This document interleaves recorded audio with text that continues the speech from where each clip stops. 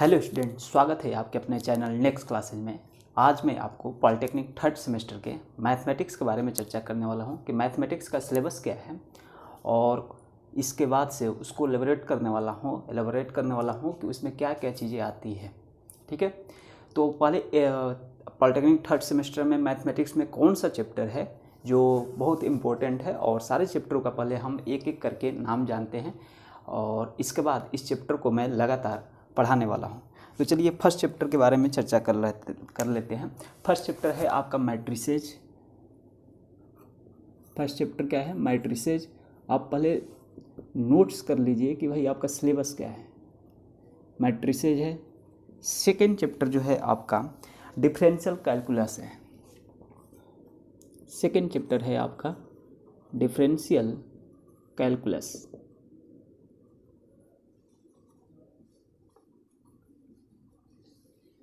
Third chapter है आपका differential equations. Differential equations.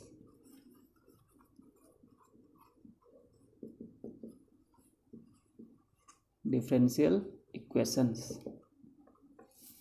Fourth chapter है आपका integral calculus 2। Integral calculus 2। And fifth chapter है आपका प्रोबेबिलिटी एंड स्टैटिक्स। प्रोबेबिलिटी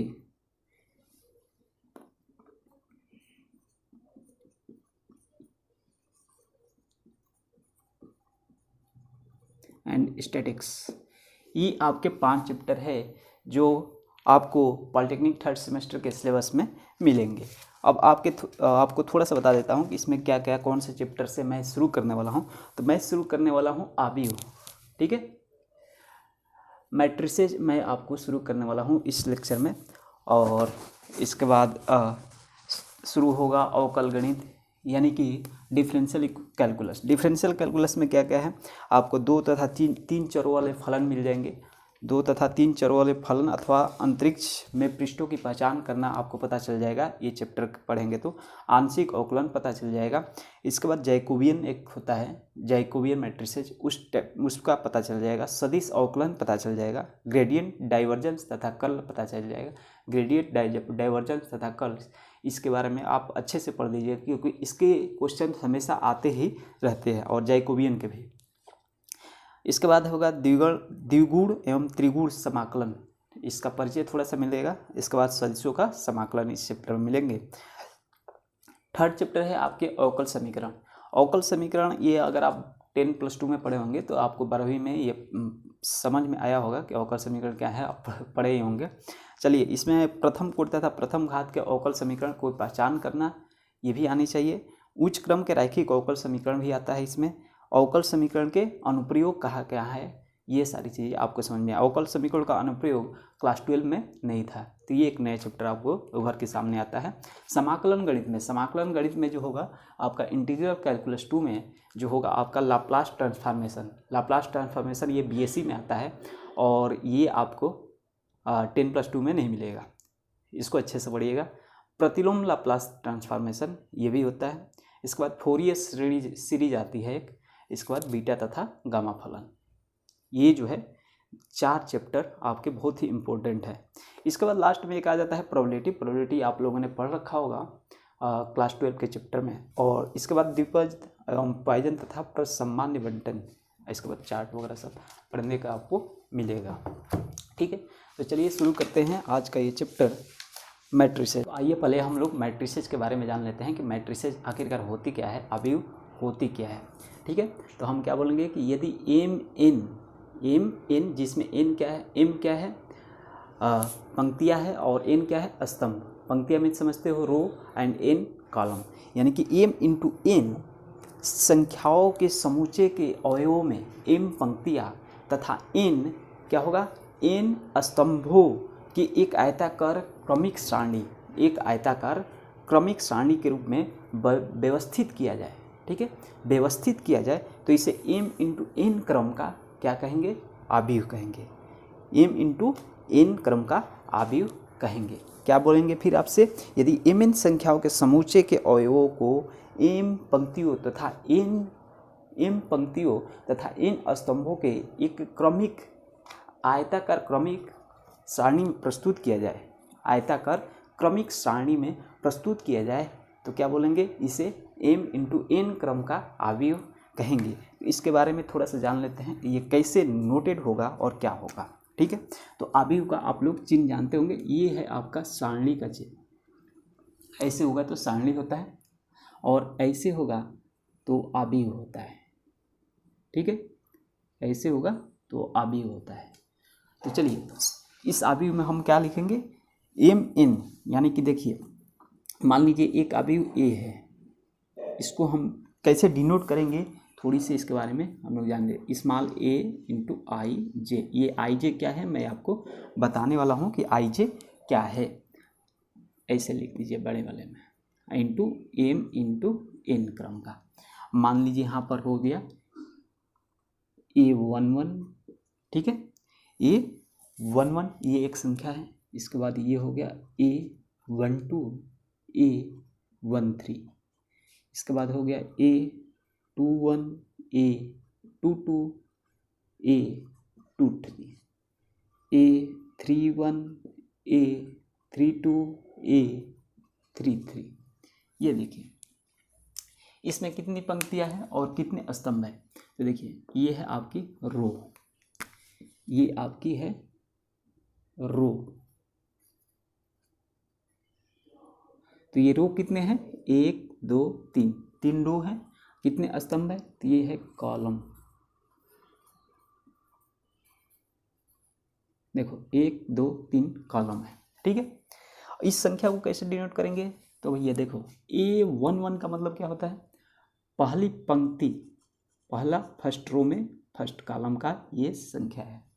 ठीक है, पहली पंक्ति में, ठीक है, पहली पंक्ति में पहले कॉलम में ये फर्स्ट रो का ये सारणी है, सॉरी ये संख्या है। यहाँ पर देखेंगे a12, इसको क्यों लिखा गया है, तो ये क्यों है, ये क्या है, ये पहली पंक्ति में सेकेंड रो का ये संख्या है, इसको डिनोट करने के लिए। तो यहाँ पर देखिए आई जे कैसे लिखा गया है, पहली पंक्ति और सेकेंड, और देखो ये या पहली पंक्ति हो सकती है, ये हमेशा ये पंक्ति ही रहेगी। फर्स्ट अगर डिनोट करना है तो हमेशा ये रो वाला पहले लिखेंगे, इसके बाद कॉलम वाला लिखेंगे। बातें समझ में आ रही है, इसको ध्यान रखना है। और ये क्या लिखा हुआ है, m इंटू n क्रम का, m इंटू n क्रम का। तो ये पंक्तियाँ पहले लिखेंगे। पंक्ति कितने हैं, रो 1 2 3, यानी कि 3, और ये कॉलम कितने हैं, 3। तो m की जगह पर क्या लिखेंगे, 3, और n की जगह पर भी 3, यानी कि 3 इंटू 4 क्रम का ये क्या है, अवयव है। क्या बोलेंगे, 3 इंटू 4 क्रम का ये अवयव है। ये ए आई जे रो पहले लिखेंगे, कॉलम इसके बाद लिखेंगे। एम एन तो समझ में आ ही गया, ये पहले पंक्ति है, रो है, इसके बाद एन क्या है, ये कॉलम है। तो कॉलम में ये क्या होगा, 1 कॉलम, 2 कॉलम, ये हो गया तीसरा कॉलम।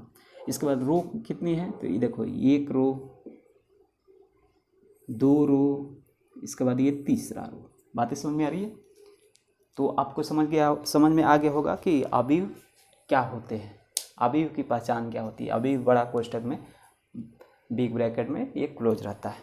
बातें समझ में आ गई होगी। इसमें डिजिट कैसे डिनोट करते हैं ये भी बातें समझ में आ गई होंगी। हॉरिजेंटल लाइंस और वर्टिकल लाइंस ये भी समझ में आ गई होगी। हॉरिजेंटल लाइंस ये है row and vertical lines column. बातें समझ में आ गई होगी। तो इसके बाद आगे हम चर्चा करेंगे क्या कि अवयव के कितने टाइप्स होते हैं और कैसे कैसे उसको डिनोट करते हैं। ठीक है, बातें समझ में आ रही है। एक उदाहरण हम लोग थोड़ा सा देख लेते हैं, एक example.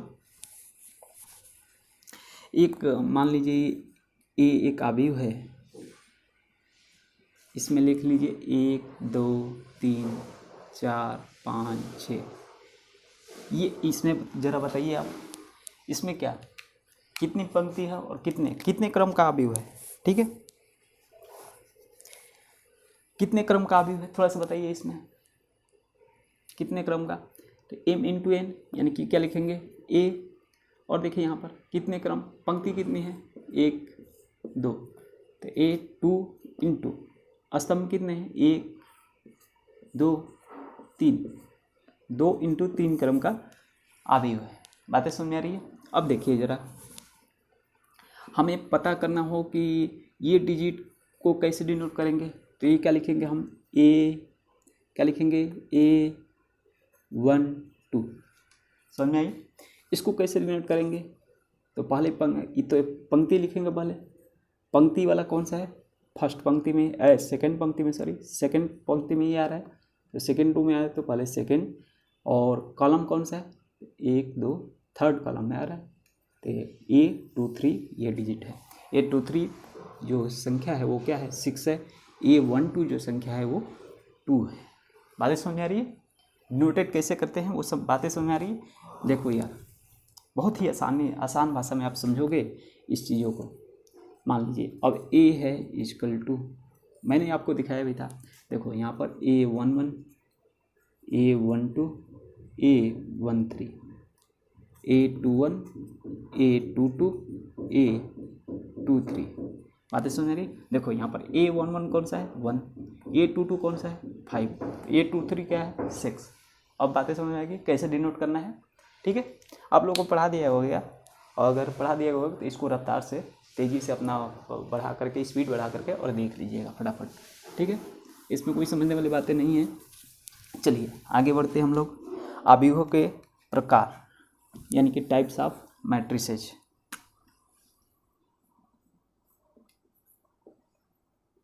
Types of matrices.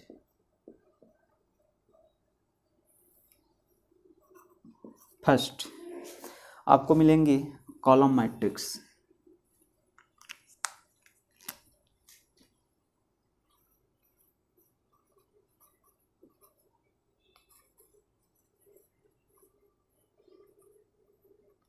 Column matrix में क्या होता है, यदि किसी अवयव में केवल एक स्तंभ हो तो उससे हम क्या बोलेंगे, यदि किसी अवयव में केवल एक स्तंभ हो, एक कॉलम हो, तो उसे हम क्या बोलेंगे, कॉलम मैट्रिक्स बोलेंगे। इसमें पंक्तियों की संख्या एक से अधिक हो सकती है। इसमें पंक्तियों की संख्या, जो रो की संख्या होती है, वो एक से अधिक हो सकती है। फिर से बोलेंगे, कॉलम मैट्रिक्स क्या होता है, यदि किसी अवयव में एक कॉलम हो, यदि किसी अवयव में एक कॉलम हो तो उसे हम क्या बोलेंगे, कॉलम मैट्रिक्स बोलेंगे। इसमें पंक्तियों की संख्या एक से अधिक हो सकती है। कैसे, देखिए जरा, एक सा एग्जाम्पल आसानी से समझ लेंगे।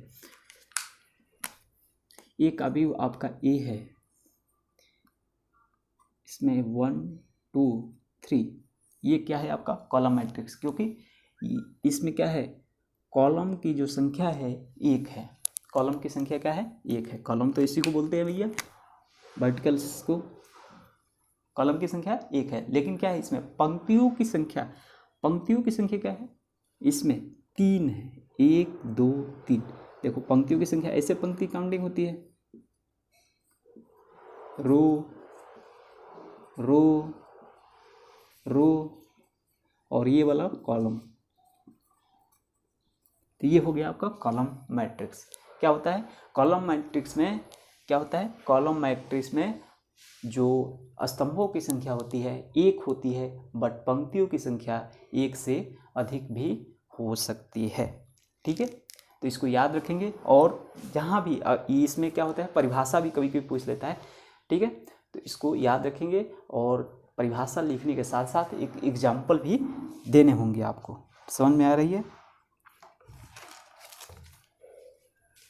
इसको अगर डिनोट करें तो कैसे डिनोट करेंगे, ए जो है, ये क्या है, ए जो है AIJ, m तो हमें पता है, m × 1 क्रम का अवयव है। तो ये क्या है, पहले पंक्तियों की संख्या, और ये है कॉलम। तो कॉलम में हमेशा 1 आएगा, कॉलम में क्या होगा, हमेशा 1 आएगा। तो इसमें हम क्या बोलेंगे, m × 1 क्रम का अवयव है। m की जगह पे हम क्या लिख सकते हैं, पंक्तियों की संख्या 3 × 1 क्रम का ये आपका अवयव है। इसे क्या बोलेंगे, इसे सदिश कॉलम वेक्टर भी कहते हैं, यानी कि सदिश कॉलम सदिश, स्तंभ सदिश यानी कि कॉलम वेक्टर भी इसे कहते हैं। बातें समझ में आ रही?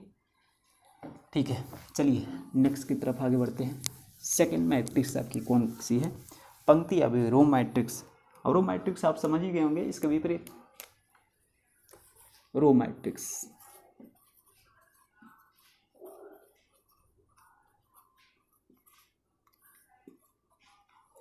रो मैट्रिक्स, यदि किसी अवयव में पंक्तियों की संख्या एक हो तो उसे रो मैट्रिक्स कहते हैं। इसमें स्तंभों की संख्या एक से ज़्यादा हो सकती है। क्या होती है? स्तंभों की संख्या एक से ज़्यादा हो सकती है। चलिए इसका एग्जाम्पल देखते हैं, एग्जाम्पल के थ्रू हम लोग समझेंगे। एग्जाम्पल में मान लीजिए एक मैट्रिक्स है ए, इसमें 1 2 3, ये क्या होगी आपकी रो मैट्रिक्स। रो मैट्रिक्स में इसमें पंक्तियों की संख्या क्या है? एक है। पंक्ति यानी कि रो की संख्या है आपकी एक, ये है आपकी रो। और कॉलम की संख्या क्या है? स्तंभों की संख्या क्या है? ये वाली एक, ये वाली है 2, ये वाली 3, ये है कॉलम, ये भी कॉलम, ये भी कॉलम, यानी कि 3। यानी कि ये जो मैट्रिक्स है क्या है, कितने क्रम का है? 1 × 3 क्रम का ये मैट्रिक्स है। क्या बोलेंगे? 1 × 3 क्रम का ये मैट्रिक्स है, पंक्ति अवयव है, रो मैट्रिक्स। बातें समझ में आ रही है? क्या बोलेंगे? ये 1 × 3 क्रम का रो मैट्रिक्स है। ठीक है, अब हम हॉरिजॉन्टल मैट्रिक्स के बारे में बात करने वाले हैं कि हॉरिजॉन्टल मैट्रिक्स क्या होता है। तो हॉरिजॉन्टल मैट्रिक्स में क्या होता है यार, थोड़ी सी ध्यान देने होगी। यदि किसी अवयव में रो की संख्या क्या हो, स्तंभों की संख्या से कम हो, रो की संख्या जो हो स्तंभों की संख्या से यानी कि कॉलम की जो संख्या होती है उससे कम हो, तो उसे हम क्या बोलेंगे? Horizontal matrix. इसके बारे में थोड़ा सा जान लेते हैं, एग्जाम्पल देख लेते हैं।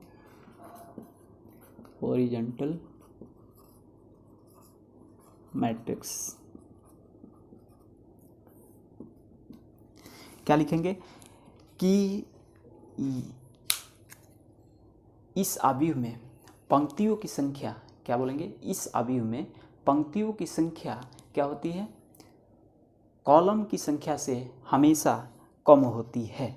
ठीक है, या फिर जैसे बोलेंगे कि जिस अवयव में पंक्तियों की संख्या कॉलम की संख्या से कम हो उसे हम क्या बोलेंगे? हॉरिजॉन्टल मैट्रिक्स बोलेंगे। ठीक है, तो हॉरिजॉन्टल मैट्रिक्स में एक मैं आपको एग्जाम्पल एक दे रहा हूँ। मान लीजिए ये एक मैट्रिक्स है, इसमें जो है पंक्तियों की संख्या क्या हो? कॉलम की संख्या से कम होनी चाहिए। 1 2 3 4 5 6। कुछ समझ में आ रहा है? पंक्तियों की संख्या कॉलम की संख्या से कम है क्या? इसमें देखिए जरा, पंक्ति कितने हैं? ये है 1 2 है, यानी कि रो 1 और ये है रो 2। अब इसमें कॉलम की संख्या कितनी है? 1 2 3। तो पंक्तियों की संख्या क्या है? हमेशा कॉलम की संख्या से कम है, यानी कि कॉलम की संख्या 3 है और रो की संख्या 2 है। इसे हम क्या बोलेंगे? Horizontal matrix. क्या बोलेंगे? Horizontal matrix. अब इसी में आ जाएगी एक वर्टिकल मैट्रिक्स। वर्टिकल मैट्रिक्स इसके सीधे विपरीत है। आप समझ गए होंगे वर्टिकल मैट्रिक्स क्या होगा। वर्टिकल मैट्रिक्स जो होगा, जिस अवयव में वर्टिकल मैट्रिक्स, इसमें बोलेंगे कि जिस अवयव में, जिस मैट्रिक्स में क्या होगा? कॉलम की संख्या पंक्तियों की संख्या से कम हो। क्या हो? कॉलम की संख्या पंक्तियों की संख्या से कम हो, उसे हम क्या बोलेंगे? वर्टिकल मैट्रिक्स बोलेंगे। इसका एग्जांपल थोड़ा सा देख लेते हैं। बिल्कुल एकदम हॉरिजॉन्टल मैट्रिक्स के विपरीत है, बिल्कुल हॉरिजॉन्टल मैट्रिक्स के विपरीत है। तो मान लीजिए एक मैट्रिक्स है, कौन सा मैट्रिक्स है भाई? इसमें 1 2 3 4 5 6, इसमें क्या होनी चाहिए? पंक्तियों की संख्या जो होनी चाहिए, सॉरी कॉलम की संख्या जो होनी चाहिए वो पंक्तियों की संख्या से क्या होनी चाहिए? कम होनी चाहिए। इसमें और एक बढ़ा लीजिए, 6 7। कॉलम की संख्या जो होनी चाहिए पंक्तियों की संख्या से हमेशा कम होनी चाहिए। इसको मिटा देते हैं। 6 7 8 9 10 11, 1 2 लिख देते हैं। ठीक है। तो कॉलम की संख्या हमेशा पंक्तियों की संख्या से कम होनी चाहिए। कॉलम की संख्या, इसमें कॉलम ऑफ कितने हो गए जी, गिनो जरा, कॉलम कितने हो गए, 1 2 3, first column, second column, third column. इसमें पंक्तियों की संख्या कितनी है, गिनो जरा, 1 2 3 4। तो इसका मतलब क्या है, ये वर्टिकल मैट्रिक्स है। बातें समझ में आई, क्या है ये, वर्टिकल मैट्रिक्स। क्यों, क्योंकि इसमें कॉलम की संख्या जो है कितना, क्या है, पंक्तियों की संख्या से कम है, रो की संख्या से कम है, तो इसे हम बोलेंगे वर्टिकल मैट्रिक्स। अब इसके बाद आता है एक स्क्वायर मैट्रिक्स। क्या आता है, स्क्वायर मैट्रिक्स।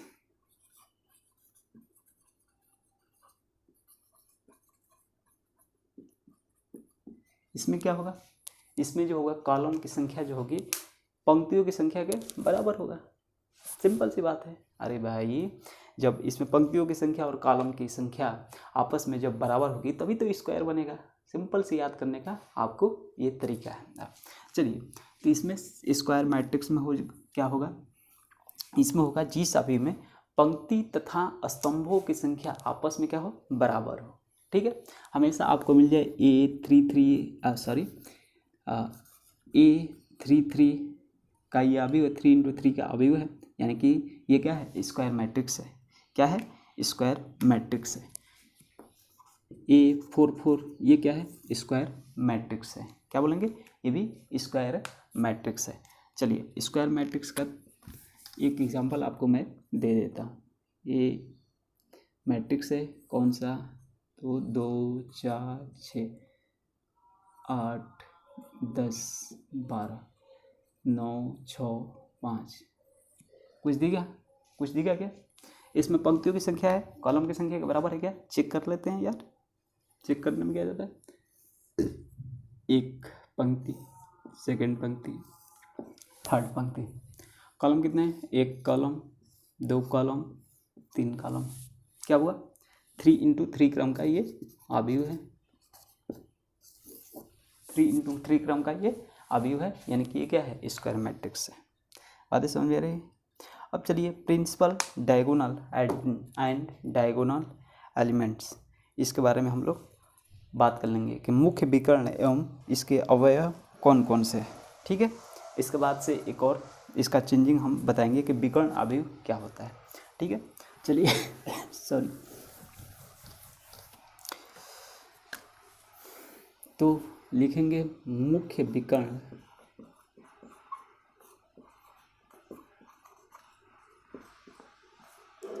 एवं इसके अवयव। ठीक है, मुख्य विकर्ण एवं इसके अवयव, अवयव मीन्स इसमें एलिमेंट्स यानी कि संख्या। ठीक है, एलिमेंट्स। ठीक है, तो चलिए, मुख्य विकर्ण मान लीजिए एक आपका एक अवयव है 1 3 5 7 6 3 4 3 7, एक अवयव है। ठीक है, ये एक मैट्रिक्स है। इसका मुख्य विकर्ण कौन सा है भाई, इसका जो मुख्य विकर्ण है ये वाली चीज़ें इसकी मुख्य विकर्ण है। क्या है, ये मुख्य विकर्ण है। और इसमें कितने एलिमेंट है, 1 2 3। फर्स्ट एलिमेंट कौन सा है भैया, A11 है 1। ए क्या है, 2 और 2 यानी कि पहले पंक्ति लिखना है, सेकंड पंक्ति और सेकंड कॉलम में, तो क्या है 6। और थर्ड क्या है, A3 और 3, कितना है 7। बातें समझ में आ रही। तो ये क्या हो गया, मुख्य विकर्ण हो गया। क्या हो गया, मुख्य विकर्ण। क्या बोलेंगे, मुख्य विकर्ण, यानी कि प्रिंसिपल डायगोनल। बातें समझ में आ रही। अब चलिए हम विकर्ण अवयव की तरफ आगे बढ़ते हैं कि डायगोनल क्या होगा मैट्रिक्स कौन सी रहती है। डायगोनल मैट्रिक्स क्या होती है, सॉरी, डायगोनल मैट्रिक्स।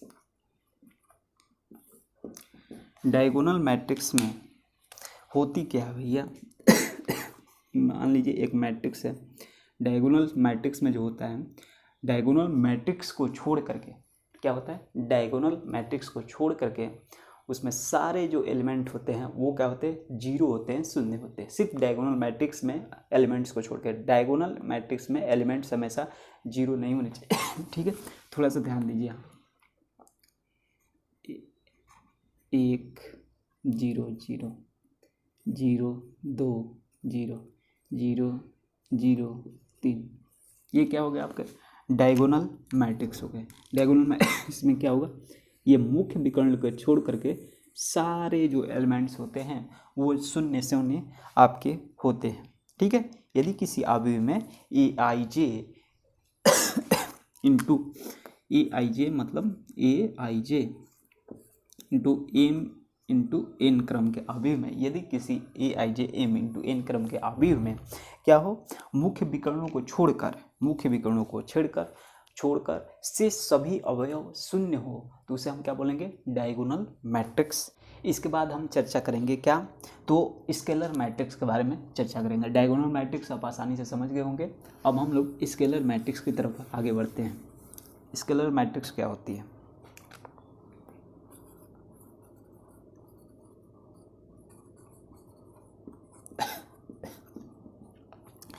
तो क्या बोलेंगे कि जिस विकर्ण अवयव के विकर्ण को छोड़ करके सभी अवयव शून्य होना चाहिए और विकर्ण के जितने भी एलिमेंट्स है वो आपस में क्या होने चाहिए, बराबर होने चाहिए, तो इसको हम लोग क्या बोलेंगे, स्केलर मैट्रिक्स बोलेंगे। ठीक है, इसका भी एक अलग इसका इम्पोर्टेंस है, थोड़ा सा हम लोग ध्यान देंगे। मान लीजिए एक बी आपका अवयव है, क्या बोलेंगे, बी आपका अवयव है, इसमें बी आई जे एलिमेंट्स, इसके बाद ये क्या होना चाहिए, एम इंटू एन क्रम का एक आपका अवयव है, अदिश अवयव है। तो यानी कि B I J M N क्रम का एक अदिश अवयव होगा, कब होगा, अदिश अवयव होगा, कब होगा, यदि B I J equal to 0 हो, यदि I does not equal to J, यदि I does not equal to J, I जो हो जे के बराबर न हो, and B I J equal to K, यहाँ पर मैं समझाऊंगा के क्या है, और तथा B I J equal to K यदि आई इक्वल टू जे, यदि आई इक्वल टू जे, जहाँ के जो है कोई कांस्टेंट है, ये के जो है कांस्टेंट है। बातें समझ में आ जाएगी यदि मैं आपको एक अवयव को समझाता हूँ। मान लीजिए एक अवयव है, कौन सा अवयव है, एक अवयव है ये, मान लीजिए 3 0 0 3, इसको क्या बोलेंगे, अगर ऐसे लिखें तो A 1 1 A 1 2 A 2 1 A 2 2, ये लिखेंगे। अब देखिए 1 1 को क्या लिखेंगे, आई जे, आई एंड जे, 1 2 1 में 1 आई और ये जे, 2 1 में ये हो गया आई और ये हो गया जे, 2 2 में ये आई और जे सॉरी, तो यही हमने लिखा है, क्या लिखा है, B I J equal to 0 यदि I does not equal to J. अब देखो I does not equal to J, इसमें क्या है, आई जे के बराबर नहीं है, इसका मतलब इसको हमें 0 रखना है, यानी कि 0 है। बात समझ आ रही, ए 1 1 यानी कि B I J equal to K, यदि आई इक्वल टू जे यानी कि आई इक्वल टू जे है, आई इक्वल टू जे यानी कि 1 बराबर 1, समझ में आ रही है, आई इक्वल टू जे यानी 1 बराबर 1, तो क्या हो, B I J equal to K यानी कि कांस्टेंट, यानी कि ये आपका कांस्टेंट है।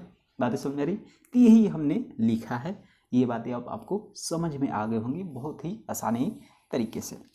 अब हम बात करेंगे यूनिट मैट्रिक्स और आइडेंटिटी मैट्रिक्स के बारे में हम लोग चर्चा करेंगे। चलिए, यूनिट मैट्रिक्स क्या होती है?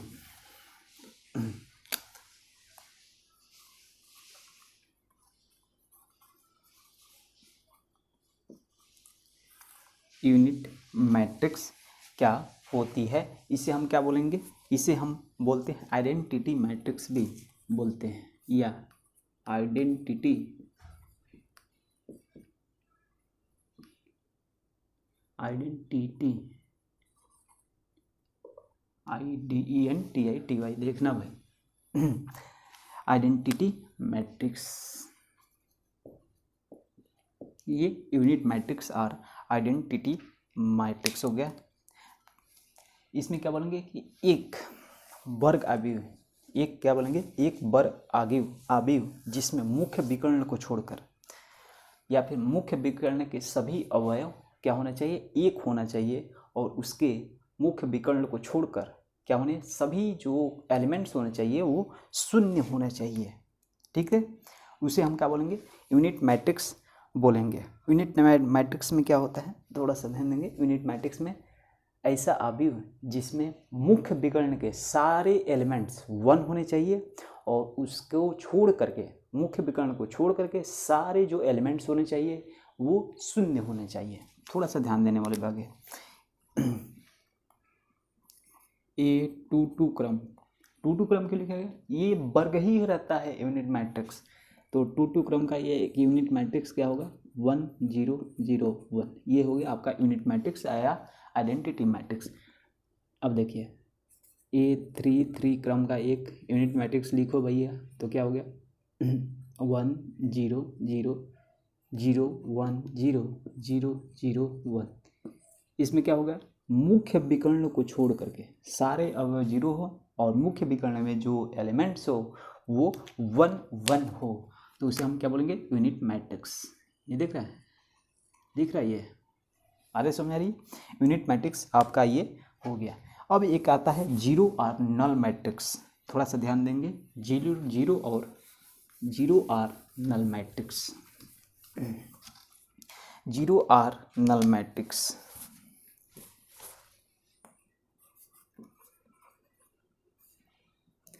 जीरो और नल मैट्रिक्स भी इसे बोलते हैं। देखिए कितने मैट्रिक्स हो गए, ये सारे परिभाषा आपको याद होने चाहिए। जीरो और नल मैट्रिक्स, यदि किसी अवयव के सारे जो एलिमेंट्स तत्व हो वो शून्य होने चाहिए, तो क्या बोलेंगे? इसे जीरो और नल मैट्रिक्स बोलेंगे। इसमें बहुत ही आसान तरीका है भैया। जीरो और नल मैट्रिक्स का 0 0 0 0 0 0, ये आपका एक मैट्रिक्स हो गया। ठीक है, जिसमें सारे एलिमेंट्स 0। आते समझिए, ये तो सिंपल, इसे हम नल मैट्रिक्स ही याद रखना।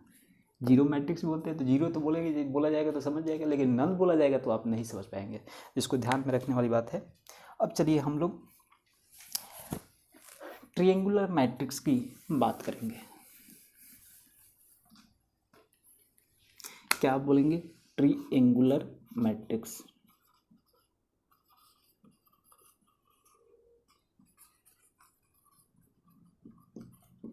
ट्रायंगुलर मैट्रिक्स क्या होती है? यदि किसी वर्ग अवयव के मुख्य विकर्ण के ऊपर, यदि किसी वर्ग अवयव के मुख्य विकर्ण के ऊपर अथवा नीचे के सारे मुख्य विकर्ण के ऊपर अथवा नीचे के अवयव शून्य हो, तो क्या बोलेंगे? उसे क्या बोलेंगे?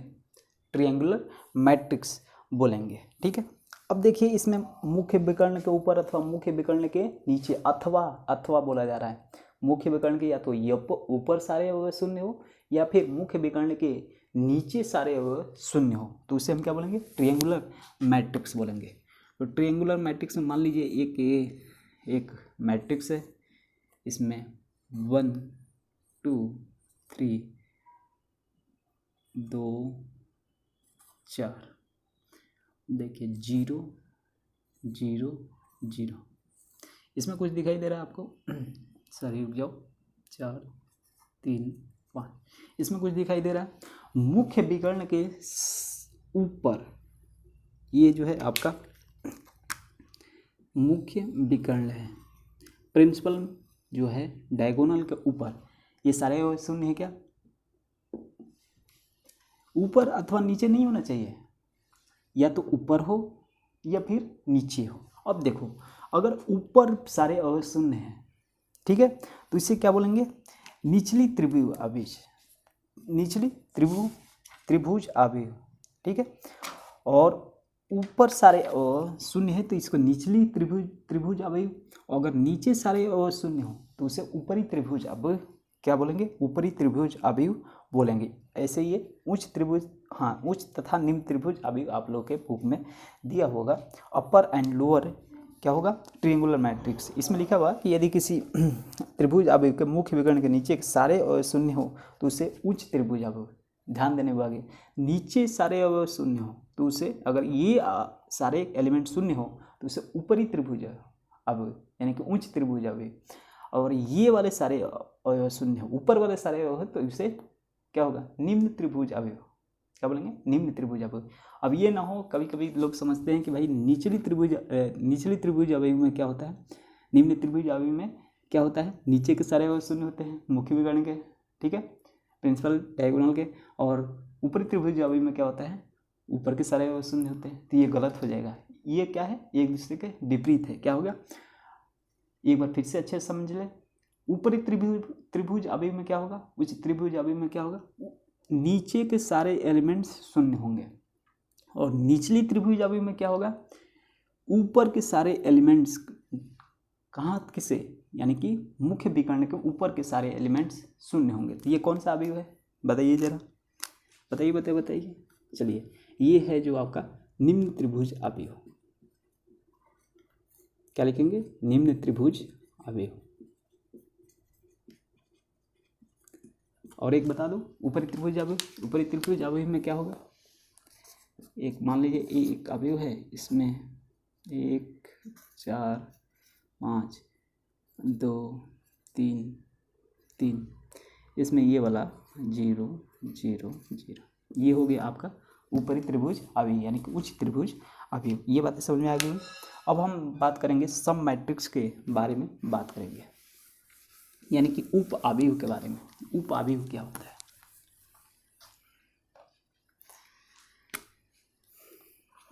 सब मैट्रिक्स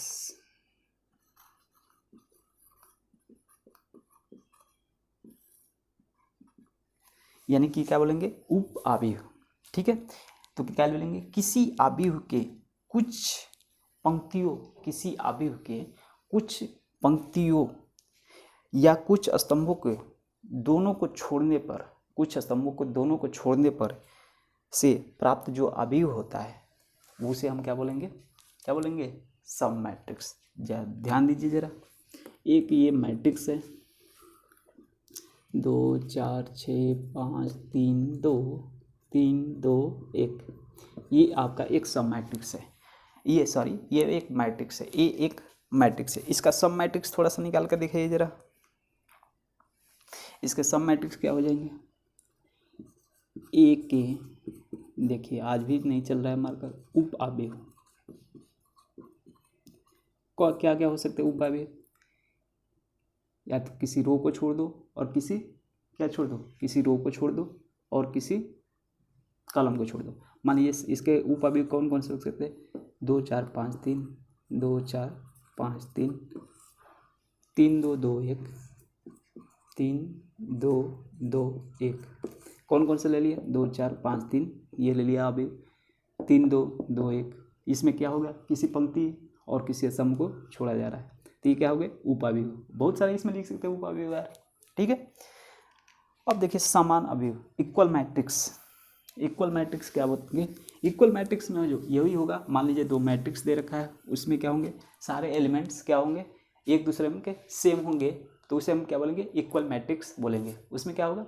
सारे जो एलिमेंट्स होंगे, मान लीजिए 2 अवयव दे रखा है आपको, एक अवयव ए है एक अवयव बी है, उसमें ए के सारे एलिमेंट्स, ए के सारे एलिमेंट्स बी के सारे एलिमेंट से मैच करते हो तो उसे हम क्या बोलेंगे? समान अवयव बोलेंगे। अब ये ना हो कि जहाँ पर एक लिखा हुआ है, मान लीजिए A1 1 1 लिखा हुआ है और दूसरे अवयव में बी वाले अवयव में A112 लिखा हुआ है तो ये क्या होगा, नहीं होगा। क्या नहीं होगा, तो समान अवयव नहीं होगा। मान लीजिए समान अवयव एक ए अवयव है 1 2 3 4 5 6, एक बी अवयव है 1 2 3 4 5 6, तो ये क्या हो गया, एक दूसरे के सेम अवयव, तो ये क्या हो गया, समान अवयव हो गया। ये 12 आपको मैं अवयवों के बारे में चर्चा किया, 12 अवयव के बारे में चर्चा किया। इस 12 अवयवों को आप आसानी से याद करेंगे, ठीक है, बहुत ही अच्छे से याद करेंगे।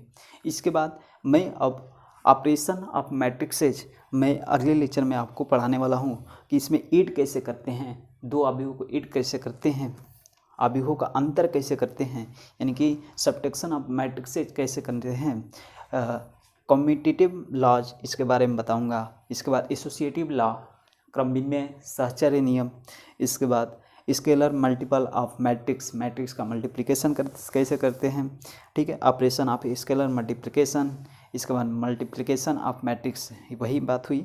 इसके बाद मैं properties of matrix operations multiplication, ठीक है, प्रॉपर्टीज ऑफ मैट्रिक्स एप्लीकेशन, इसके बारे में मैं चर्चा करने वाला हूँ। इसके बाद थोड़ा सा अन्य अवयव यानी कि ट्रांसपोज मैट्रिक्स क्या होती है और सिमेट्रिक मैट्रिक्स क्या होती है, स्क्यू सिमेट्रिक मैट्रिक्स क्या होती है, इसके बारे में एक चर्चा करेंगे। ऑर्थोगोनल मैट्रिक्स क्या होती है, कॉम्प्लेक्स मैट्रिक्स क्या होती है, कंजुगेट मैट्रिक्स क्या होती है, कंजुगेट ट्रांसपोज मैट्रिक्स क्या होती है, और हर्मिटियन मैट्रिक्स क्या होती है, विषम हर्मिटियन मैट्रिक्स क्या होती है।